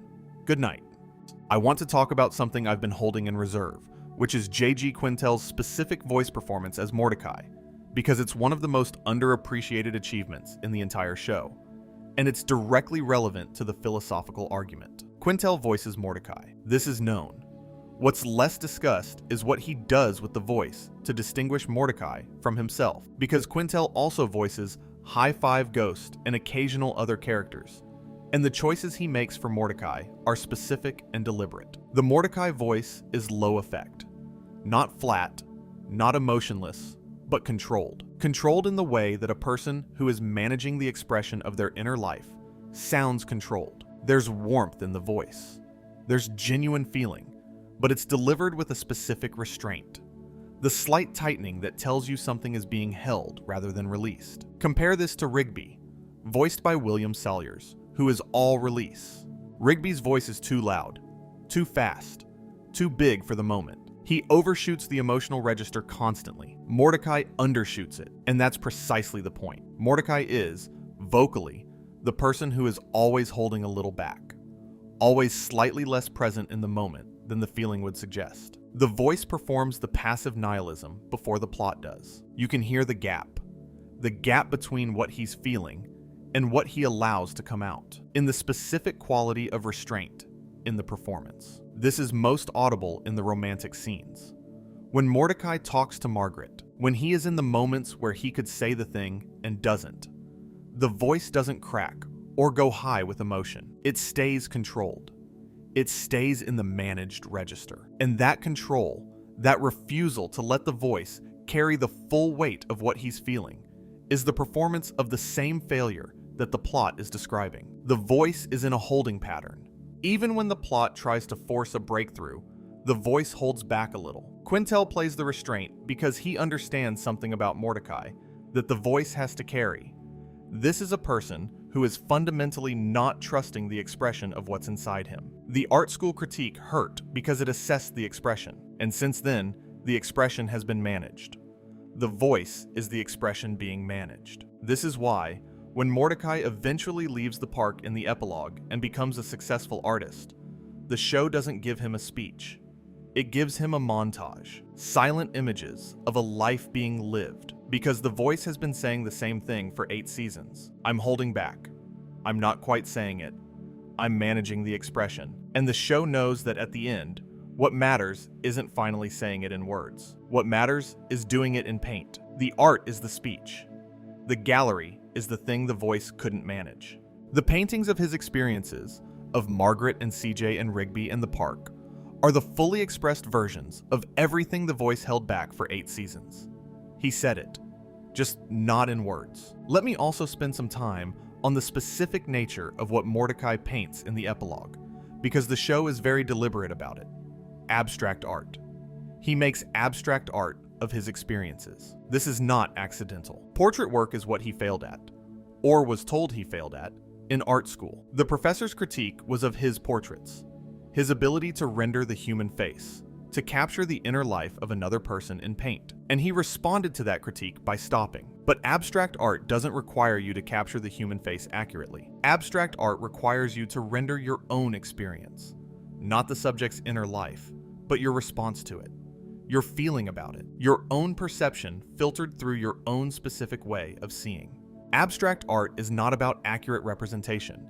It's about honest expression. The professor told Mordecai he couldn't do the one thing. He stopped doing all things. But the thing he was actually equipped to do, the thing that required his specific inner life, his specific perceptual experience, he couldn't be assessed on that until he tried it. And he didn't try it until space. When he finally makes the art, it's abstract. It's not portraits. He doesn't go back to the thing that hurt him and try to do it better. He does the thing he was always going to do better, which is the thing that requires him specifically, his own experience, rendered in his own way. That's not a retreat from the professor's critique. That's the Nietzschean response to it. Not, you said I couldn't do portraits, so I'll prove you wrong. But, you said I couldn't do portraits, and maybe that was true. And also the thing I can do is something different, and it's mine, and it doesn't require your assessment. The will to power is not about defeating the thing that hurts you. It's about finding the direction that is genuinely yours and going in it regardless of whether the thing that hurt you thinks it's the right direction. Mordecai finds his direction. It's abstract. It's the park and the people and the experiences, rendered in the way he sees them rather than the way they could be accurately documented. It's interior. It's his, and it works. Someone responds to it, and then Steph is there, also making things. And they see each other across the gallery. 2 people who found their direction. That's what the relationship is built on. Not history, not shared years, not the accumulated weight of time together at a park. 2 people who arrived at themselves through their own specific paths and met where the paths crossed. That's the Nietzschean relationship. Not the romantic comedy relationship. Not the person you were meant for all along. The one who was always there. The love story that was fated. But the person you meet when you've done enough of your own becoming that you can recognize someone else who is also becoming. When you've stopped managing your expression and started making things, you meet people who are also making things. Margaret was there during the holding pattern. CJ was there during the holding pattern. Steph is there after. This is not a comment on the quality of the earlier relationships. Those were real and mattered. It's a comment on what becomes possible when the holding pattern ends. When the park launches and you stop maintaining and start making. I want to talk about the structural comparison to Peter Griffin one more time. Now that we've spent enough time in Mordecai's specifics to be precise about the difference. The other script, the red umbrella script that I read before writing this one, makes a solid case that Peter Griffin is Nietzsche's last man in the broad sense. He is comfortable, directionless, incapable of growth, content to repeat the same day. He fits the description. But the last man is the endpoint of a process. Nietzsche wasn't just describing the endpoint. He was describing the process, the slow drift from genuine engagement toward the comfortable arrangement. And the most dangerous phase of that drift is not when you've fully arrived at the last man's recliner. It's the phase before, the phase where you know something is wrong, where you can feel the insufficient life, where the horror of the eternal recurrence would land, and where you still can't generate the energy to change. Peter Griffin is post-horror. The horror can't touch him. He has metabolized it into comfort so thoroughly that the assessment of his life by his own daughter produces nothing in him but mild confusion and the desire for someone to make the discomfort stop. Mordecai is pre-resolution. He can feel the horror. The horror is present. In its time, and in the graduation episode, and in every romantic crisis, you can see the horror doing its work, making him uncomfortable, making him restless, producing something that looks like energy. The problem is that the horror converts to motion instead of direction. He moves without going anywhere. The difference between Mordecai and Peter is the difference between a person who is stuck and knows it, and a person who is stuck and has stopped knowing it. One of those is sadder, one of those is more dangerous, and one of those is more recognizable to most people watching than the other. Peter Griffin is easy to identify as not me. I'm not like that. I haven't stopped feeling things. I know what's wrong with my life. I'm not comfortable with it the way he is. Mordecai is harder to dismiss because the person who knows what's wrong and can't quite act on it is not the person at the bottom of the slide. It's the person mid-slide. It's the person who can still see the top but can't find the footing to go back up. That's where most people are. Not at the recliner. Somewhere in between the art school and the gallery. Wondering why the in-between is taking so long and what exactly is keeping them here. The answer, usually, is some version of what kept Mordecai. The fear of assessment, the comfort of comparison, the management of expression, the maintenance of the park, and the way out is usually some version of what got Mordecai out. Making the thing. Not waiting until you're ready, because the making is what makes you ready. Not waiting for the conditions to be right, because the conditions at the park were never going to be right. Starting from where you are, with what you have, in the direction that is genuinely yours, abstract or not, portrait or landscape, or something else entirely. The medium doesn't matter as much as the making. He made the thing. That's the whole argument. Make the thing. The gallery is still open. The coffee shop, at the beginning of the spiral, had a moment of silence where Mordecai stood in front of what he wanted and couldn't speak. At the end of the spiral, the silence has been filled, not with words, but with paintings. Not with the speech he couldn't give, but with the work that required no words at all. The spiral is complete. The silence was the beginning. The art was the speech. And somewhere in New York, Mordecai is signing autographs at a gallery, and someone is walking through it, and seeing the paintings of the park, and the people, and the long years of holding, and recognizing something in them. That's what the silence was always going to become, if you gave it enough time. Good night, and thank you. Make the thing. There are a few more threads I want to pull before this is truly done. Bear with me. The first is about Meteor Moves, Season 4, Episode 28, aired June 10th, 2013. This is the episode where Mordecai plans to kiss Margaret at Makeout Mountain during a meteor shower. He has it all set up. The location is romantic. The timing is right. And then the meteor shower starts pulling people into the friend zone, a supernatural dimension ruled by a guardian who forces people who hesitate into platonic limbo. The episode's supernatural conceit is doing a lot of philosophical work. The friend zone, as the show renders it, is not a punishment for being too nice. It's a consequence of specific hesitation. Mordecai is about to kiss Margaret. He knows she wants him to. She knows he wants to. And at the exact moment it should happen, the meteor shower starts pulling them into the supernatural friend zone. The Guardian explains, he's been hesitating for so long that the universe has categorized the relationship as platonic. The universe, in this show's logic, takes your indecision as data. Your failure to choose is itself a choice, and the choice you've failed to make gets made for you. That's the episode in a sentence. And it's also Nietzsche in a sentence. The person who doesn't choose gets their life chosen by circumstances. The passive nihilist doesn't avoid consequence by not acting. They just lose the right to select which consequence they get. Mordecai does eventually kiss Margaret in Meteor Moves. The Guardian lets him try again after he explains how long he's wanted to. And it works. And the episode ends with them on their way to something real. But the structure of the episode is the show's clearest statement about what indecision costs and how it works. You hesitate long enough, the universe categorizes you. The categorization is not official. It's not punishment. It's just the accumulation of your non-choices, taking the shape of an outcome. The outcome in Season 5 is relatively benign. He gets the second chance, he takes it. The outcome by Season 6 is less benign. By then, the accumulated non-choices, with Margaret, with how much he told her about what he wanted, with how clearly he communicated when she was leaving for college, have become the love triangle disaster. The universe categorized him again, this time as someone with unresolved feelings for an ex-girlfriend who comes back, and the categorization produced the worst episode of his romantic life. He didn't do anything wrong in Season 6. He didn't make a calculated choice to hurt CJ. He made no choice. And the no choice accumulated and became the Christmas kiss, and became the speech at Muscle Man's wedding, and became CJ leaving permanently. Passive nihilism's consequences are always larger than they look when they're forming. The small, daily not choosings become the big crisis.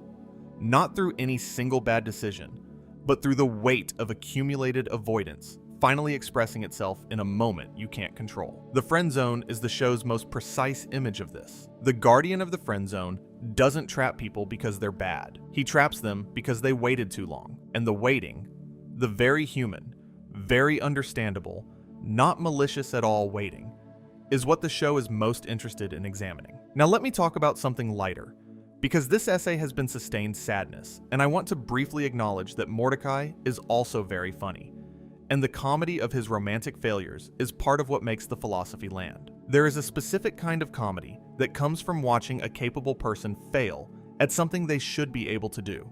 It's not the comedy of someone who is simply incompetent talent.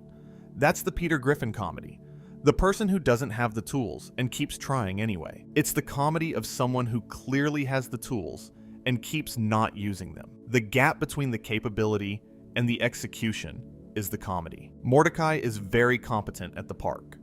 He manages supernatural disasters with efficiency and composure. He solves problems.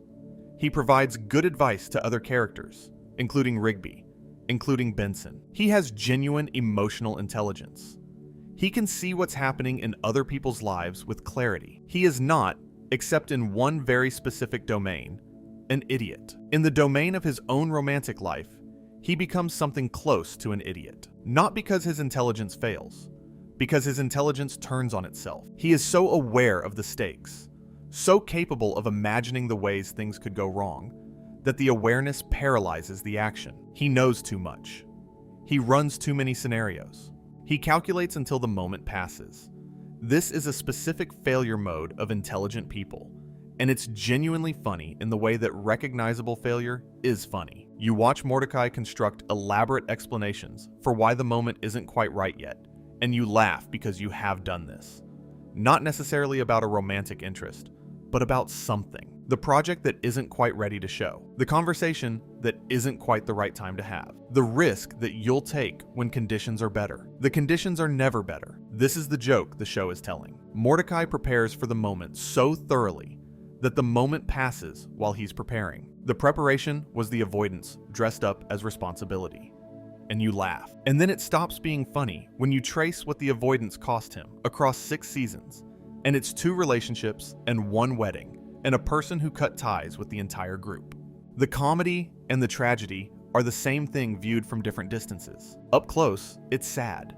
From far away, it's funny. The show moves between those distances constantly, which is part of why it works as well as it does. Let me spend a moment on the friendship between Mordecai and Rigby in the context of what Rigby's development does to Mordecai's stasis. I said earlier that Mordecai needed Rigby to be behind him. Let me expand on this, because it's not as simple as just wanting to feel superior. The friendship between Mordecai and Rigby is one of the most genuinely warm relationships in the show. The love between them is real and specific, and documented across 8 seasons of episodes that show two people choosing each other again and again, through supernatural disasters and romantic complications, in all the ways that life tries to separate people who are important to each other. But love and codependency can coexist. And Mordecai's specific need for Rigby to be less capable than him is a form of codependency, not a cruel or calculating one, but a structural one. The structure of the friendship in the early seasons requires Mordecai to be the competent one. It requires Rigby to be the one who causes things. If that structure collapses, if Rigby becomes the person who is doing the harder and more necessary work of growing, then Mordecai's position in the structure collapses too. What makes Rigby's growth arc in Season 7 so disorienting for Mordecai is not just the jealousy of watching someone else succeed, it's the disruption of the friendship's load-bearing element. The friendship was structured around Mordecai's slight superiority. With that superiority gone, with Rigby graduating and Mordecai still at the park, the friendship is still warm, still real, but structurally different. The thing that made it feel safe for Mordecai is different. And this is the episode's most honest observation about both of them. Mordecai admits this. He names it. He says he liked being ahead. He says he was wrong to like it. And Rigby, who has spent the whole season avoiding telling Mordecai about going back to school because Eileen said they didn't want to rub their happiness in his face. Rigby understood what the disruption would cost Mordecai. He understood the structure. He tried to be gentle about disrupting it. Both of them knew the structure was there. Neither of them named it before the graduation episode. And the naming, when it finally comes, is the show's most mature moment of genuine friendship. Two people who have been in a slightly dishonest arrangement admitting the arrangement and deciding that the honesty is worth more than the comfort. This is what the will to power looks like in a friendship. Not competition. Not one person rising and leaving the other behind.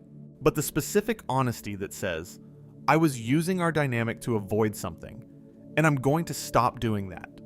And I'm going to tell you I was doing it. And I'm going to hope that the friendship is strong enough to hold the truth. The friendship holds. The reunion in the finale, 25 years later, is the proof. Two people who were once stuck together, who used each other's stagnation as cover, who eventually both chose to grow in their own directions, still laughing at the same old games, still doing the still the specific version of each other that only decades of shared history can produce. They stopped needing the dynamic. They still want the friendship. That's the distinction. And I think that's the show's most optimistic philosophical observation.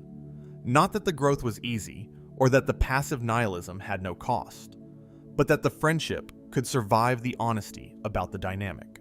That two people who had been slightly using each other could admit it and still choose each other. The friendship outlasted the codependency. The love was underneath the structure all along. Let me do one final philosophical addition before I bring this home. I want to talk about Nietzsche's concept of self-overcoming specifically, because I've been dancing around it and I want to name it directly in the context of what Mordecai does in the finale. Selbstüberwindung, self-overcoming. This is Nietzsche's term for the fundamental process by which a person becomes more than they currently are. Not through accumulation, not just experiencing more things or learning more facts, but through the specific act of surpassing yourself, of becoming someone your previous self could not have predicted. The reason self-overcoming is possible, for Nietzsche, is that the self is not fixed. The self is not a thing you have. It's a thing you do. The self is the continuous process of your engagement with your own life, your own choices, your own potential. When you stop engaging, when you manage instead of make, when you maintain the park instead of leaving it, the self is not preserved in amber. It declines. It becomes smaller. The potential shrinks, not because it was taken away, but because it was not exercised. Mordecai's self declined during the park years. He was smaller in Season 5 than he could have been. Not permanently. The potential was still there, still visible in the moments where the art almost broke through, in the scenes where he could see his life clearly, even if he couldn't yet change it, but smaller, more defended, more managed. The act of leaving the park and making the art is self-overcoming in the specific Nietzschean sense. He becomes someone his season 5 self could not have predicted. He goes to New York. He opens exhibitions. He meets Steph. He has 3 children with her. None of this was the trajectory his season 5 self was on. None of it was predictable from inside the holding pattern. Self-overcoming requires discontinuity. It requires you to become someone that the previous version of you couldn't have been. This is why Nietzsche insists that the self cannot be fixed or final. A fixed self can only continue. A self that can be overcome can become. Mordecai overcomes the season 5 version of himself. Not dramatically, not in a single moment, not cleanly, in the slow, space-assisted, painting in season 8 way. But he overcomes it. The person who opens the gallery in the epilogue is not the person who stood silent in the coffee shop in season 2. Both are Mordecai, but one is Mordecai in the holding pattern and one is Mordecai who has overcome it. The distance between those 2 versions of the same person is 8 seasons of television. It is also the distance between passive nihilism and something that looks, from the outside, like amor fati, like a person who has made his peace with the specific, winding, overly long path he took, because the path led somewhere, and the somewhere is his. This is what Regular Show built, slowly and quietly, inside a children's animated show about 2 groundskeepers and a park and a gumball machine who yells at them. A portrait of what it looks like to be the capable person who can't quite act, across the full span of the journey from the coffee shop's silence to the gallery in New York. And now, genuinely, for the last time tonight, we go back to where we started. Mordecai is standing in front of Margaret. He has a plan. He has always had a plan. The plan is right there, fully formed, all the scenarios considered. He knows what to say. He can hear the words in his head. He knows, has known for episodes, for a season, for as long as he's been coming to this coffee shop, what the correct next action is. He says nothing, and now you know what the silence is. Not shyness, not social anxiety. The specific, philosophical, Nietzschean failure of a person who has the will to power present but blocked. The person who feels the gap and cannot yet cross it. The passive nihilist at his most recognizable moment. Fully capable, fully aware, fully unable to act. The silence is the beginning of everything. The gallery in New York. That's what it becomes eventually. With enough time and a space accident, and the slow, patient work of choosing to make rather than maintain. He gets there. You can too. The gallery is open. Good night. Subscribe if you haven't. Make the thing. It's been waiting for you. A few last things. I promise they're worth it. I haven't talked about Butt Dial. Season 3, Episode 16. Aired February 13th, 2012. In this episode, Mordecai accidentally pocket dials Margaret and leaves a voicemail where he's singing about his feelings for her. Full, unguarded, exposed, the kind of expression that only happens when you think nobody is listening. The whole episode is about trying to delete the message before she hears it. Think about what this episode is doing philosophically. The only time Mordecai fully expresses his feelings for Margaret is when he believes he is alone. When he thinks there's no audience, no possibility of assessment, no risk of the expression being received and responded to, that's when the feeling comes out. Complete and unguarded and actually rather beautiful. The moment someone might hear it, he spends the rest of the episode trying to erase it. That's the passive nihilist's relationship with expression in one episode. The inner life is real and full. The expression of it is only possible when the risk of being heard has been removed. The voicemail is the art he couldn't make at art school, the unguarded version, the unmanaged version. And the episode is the story of him trying to unmake it before it can be assessed. He fails. She hears it anyway. And what happens when she hears it? She responds warmly. The message is not assessed negatively. The expression is received with kindness. And Mordecai still can't take the next step, even with the evidence in front of him. Evidence that the expression was received well, that the risk was survivable. He still can't convert the voicemail into direct speech. He still can't say the thing to her face. The evidence that it's safe to express, is not sufficient. The passive nihilist is not waiting for evidence that the risk is manageable. They already know the risk is manageable. They're waiting for something the evidence cannot provide. The internal shift that makes the expressing feel like something they can do deliberately rather than only accidentally. The voicemail is accidental expression. What Mordecai needs is deliberate expression. And deliberate expression requires the will to power in a way that accidental expression doesn't. The voicemail happened to him. The direct conversation with Margaret would have to be chosen. And that choosing, that specific, deliberate, I am going to say this on purpose and let you respond, that's the thing he can't generate until the art, until the gallery, until the paintings that are the deliberately chosen version of the voicemail. He eventually makes the deliberate version. In paint, years later, in New York, the voicemail was the first draft. Let me also say something about TGI Tuesday, Season 4, Episode 10, aired January 7th, 2013. This is the episode where Mordecai and Margaret go on an actual, explicit date. Not a friends hanging out, not an ambiguous situation, but a date that both of them know is a date, and Mordecai is paralyzed by his awareness of what it means. The episode is funny in the way his paralysis is always funny. He has imagined this moment for 3 seasons.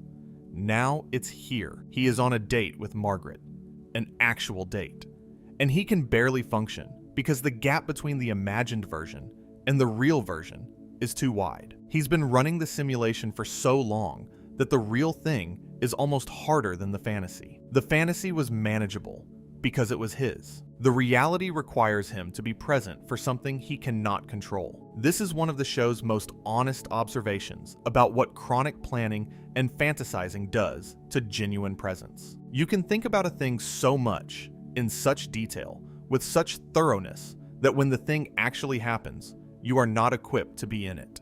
The simulation was perfect because you controlled it. The reality is imperfect because you don't. Mordecai's romantic life is a series of perfect simulations and imperfect realities. He has planned every conversation with Margaret many times in his head. The actual conversations keep going differently than planned, and each time, the gap between the simulation and the reality shows up. The response is not to stop simulating and start being more present. It's to do more planning, to run more scenarios, to prepare more thoroughly. The planning is the avoidance. The thorough preparation is the managed park. The more he prepares, the more he is the maintenance worker rather than the artist. The more he controls the simulation, the less he can inhabit the reality. This is the thing that the art changes. You cannot plan abstract painting in the way Mordecai was planning conversations with Margaret. Abstract art doesn't have a script. It doesn't have the right moment, or the prepared speech, or the set of conditions that have to be right before you begin. You begin, and then something happens, and then you respond to what happened, and then something else happens.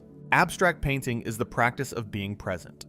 It requires exactly the opposite of what the planning and simulation require. It requires showing up to the blank canvas and letting the expression be what it is without pre-scripting it. It requires being in the experience rather than managing it from a safe distance. This is why the art was always the thing.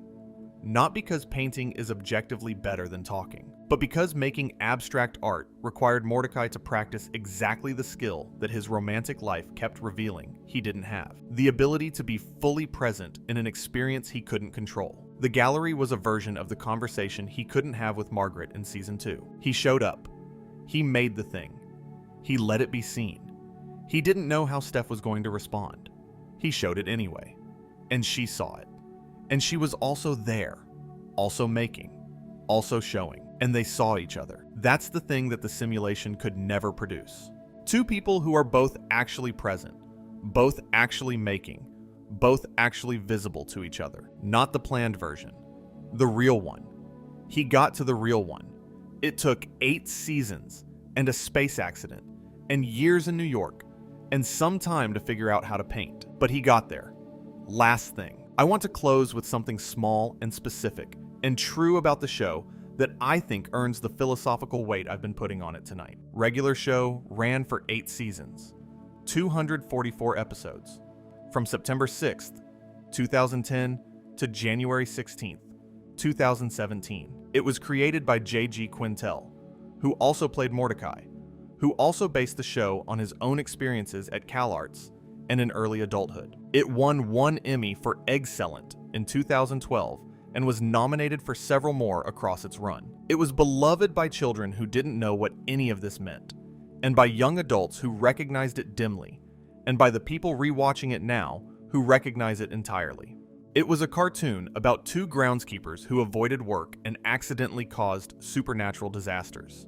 And it was a 7-year study of what happens when a person who knows better can't quite do better. And it was a patient portrait of the specific mechanism, the managed expression, the planned scenario that never executes, the art never made, by which capable people keep themselves from becoming what they could be. And then it gave Mordecai the gallery. It gave him Steph and the 3 children, and the 25-year reunion. It gave him the life that the coffee shop silence was the beginning of, not the end of. That's the gift the show gives. Not that the passive nihilism is fine, not that the holding pattern is comfortable or without cost, but that the gallery is still possible.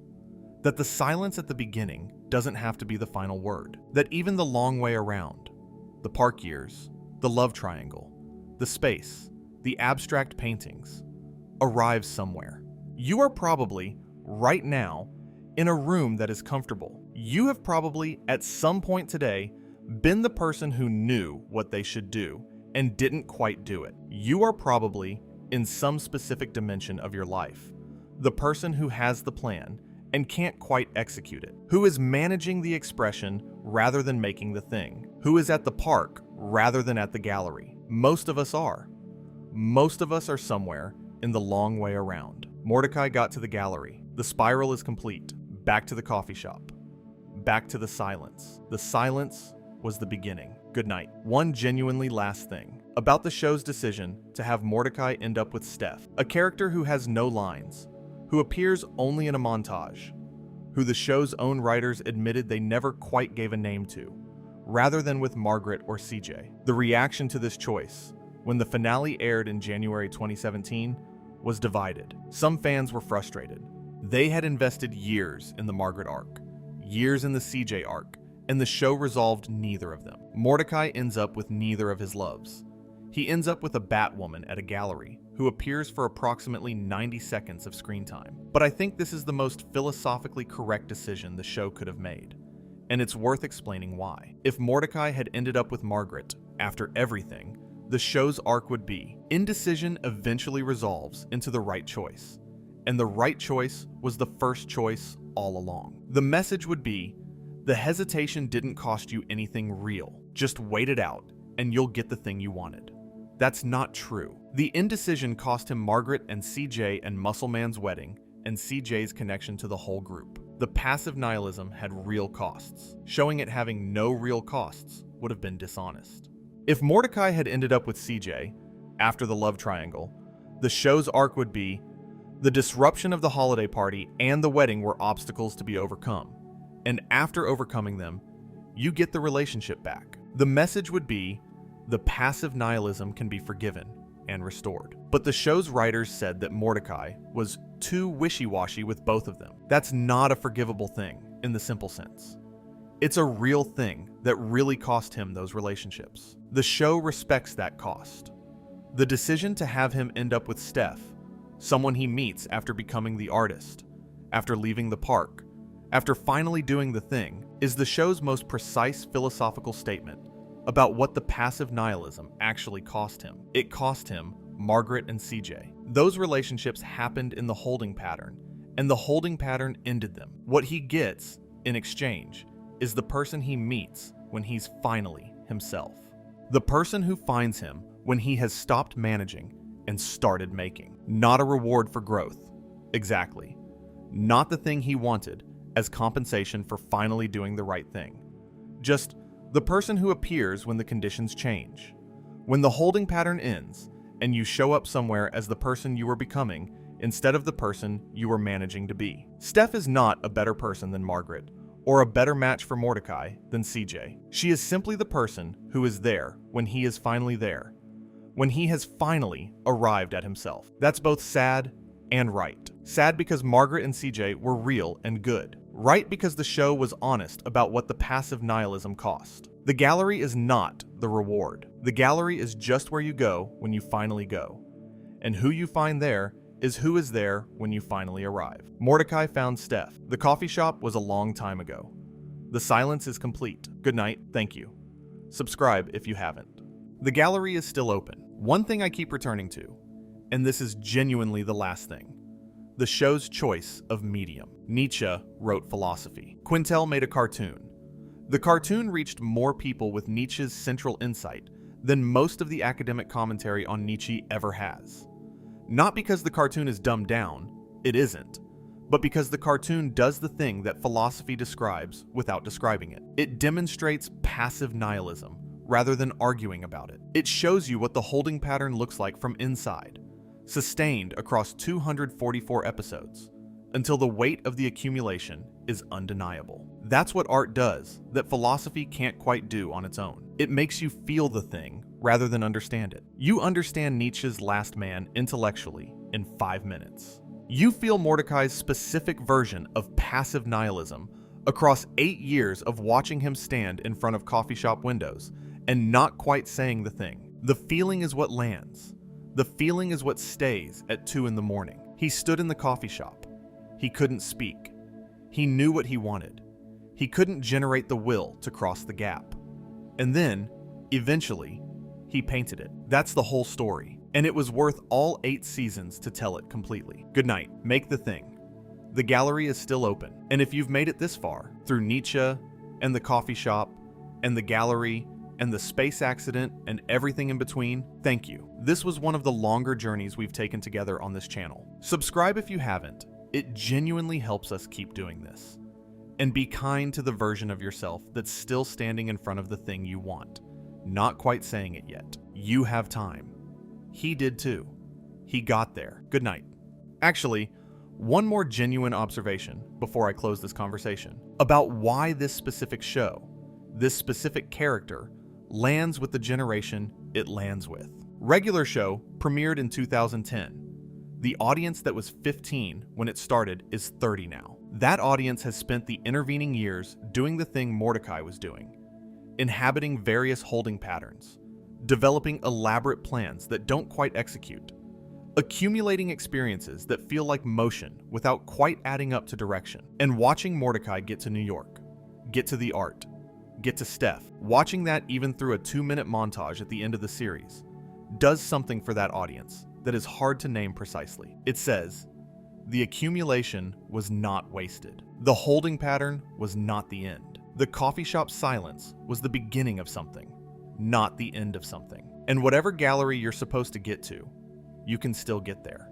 Mordecai was 30-something when he left the park. You have time. That's what Nietzsche would call amor fati applied to an audience rather than a character. Not love of your individual fate, but recognition, warm, specific, late-night recognition, that even the winding path is still a path. The gallery is still open. Good night. Thank you for being here for this whole thing. Subscribe if you haven't. And go make the thing. Regular Show ran from September 6th, 2010 to January 16th, 2017. 244 episodes. One perfect portrait of what Nietzsche was worried about. And one patient, honest account of what it looks like to finally stop worrying and start making. He got there. Good night.